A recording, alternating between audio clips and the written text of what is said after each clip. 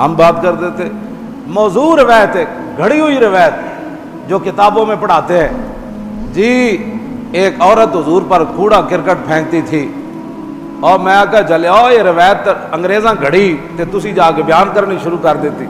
ہاں جی رب العالمین تے قرآن نے جب اپنے نبی دے آداب دسے تے صحابہ پھر انہاں آداب تے عمل کر کے دسیا کائنات کہ ہاں جی جڑا قرآن رب نے نازل کیتا اس محبوب دے اے آداب ہیں جڑے اسی کر رہے ہیں.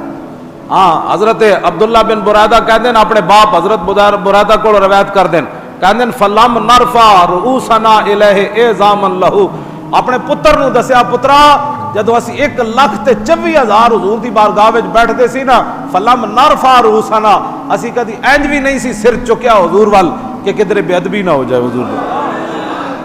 ہاں صحابہ اتھے تے ادب کر کے دسیا. ہاں انج نہیں 1,24,000 جدو بھی رسول اللہ دے گھر گئے حضور کو کم ہے حضور نے جا کے دروازہ انج نہیں کھٹکایا انج ناخن مارے دروازے ناخرنا بالعذافیر فرمایا اسی کدی بھی حضور دا دروازہ انج نہیں کھٹکایا مطلب بے ادبی نہ ہو جائے. انہاں دسیا دنیا تے جے رب نے قرآن وچ آداب دسے تے ایسا دنیا نو کر کے دسیا کہ انج نبی نال پیار ہوندا.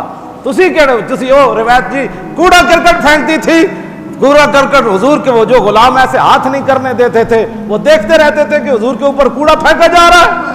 کمال کی بات ہے. چل یہ روایت کہاں سے تم نے نکالی ہے؟ ہم نے تو قرآن بھی یہی پڑھا یا ایھا الذین آمنوا لا تقولوا راعنا وقولوا انظرنا واسمعوا وللکافرین عذاب علیم والذین یؤذون رسول اللہ لهم عذاب علیم ان الذین یؤذون اللہ ورسولہ لعنهم اللہ فی الدنیا والآخرہ وأعد لهم عذابا مہینا یا ایھا الذین آمنوا لا تقدموا بین یدی اللہ ورسولہ واتقوا اللہ ان اللہ سمیع علیم یا ایھا الذین آمنوا لا ترفعوا اصواتکم فوق صوت. یہ ایک روایت گھڑ کے جی جو بھی جاتا ہے سرکاری محکموں میں انسان دے پتر بنو اے انٹرویو مت لو حضور دی عزت آبرو دے بارے. اج تسی جڑیاں پینٹاں تے پتلونا پا کے بیٹھے ہو اج جتنے تسی بڑے بڑے عہدیاں تے 20 کنالاں دے بنگلیاں وچ تے بدماشو تواڈے اگے پیچھے نوکرن اے صرف پاکستان دی وجہ ہے. بدماش اے سمجھن بڑیاں بڑیاں کرسیاں تے بیٹھ کے کہ انہاں دے پیو دی عزت انہاں دے پیو دی وجہ تو انہاں دی عزت ہے. نا اے صرف پاکستان بنیا اور میرے آقا و مولا دے نام تے بنیا اللہ رسول دے نام تے بنیا مسلماناں قربانیاں دتیاں. آج تسی جناب کلف لا کے پینٹ وچ بیٹھ کے تے پوچھتے ہو ممتاز قادری میں کیا بار خیال ہے. تو یہ نہ پوچھو بلکہ یہ پوچھو کہ ممتاز قادری کے اوپر جنہوں نے ظلم کیا ان کے بارے میں تمہارا کیا خیال. ہاں یہ بات تو فیصلے تو ہو چکے اب مزید فیصلوں کا انتظار ہے. ہاں وَسَيَعْلَمُ الَّذِينَ ظَلَمُوا أَيَّ مُنقَلَبٍ يَنقَلِبُونَ ان قریب ظالموں کو پتہ چل جائے گا کہ ان کے ظلم کا انجام کیا ہونے والا ہے. ہاں وَلَا تَحْسَبَنَّ اللَّهَ غَافِلًا عَمَّا يَعْمَلُ الظَّالِمُونَ اللہ تعالیٰ فرماتا ہے میری مخلوق کبھی بھی گمان نہ کرنا کہ اللہ ظالموں کے ظلم اور ان کے عمل سے غافل ہے.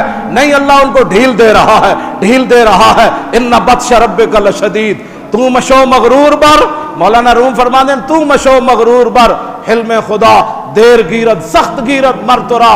تو جو ظلم و ستم پر اتر آیا تو نے مسجدوں کے سپیکر اتروائے علماء پر فور شیڈول لگوائے مسجدوں میں پولیس بوٹوں سمیت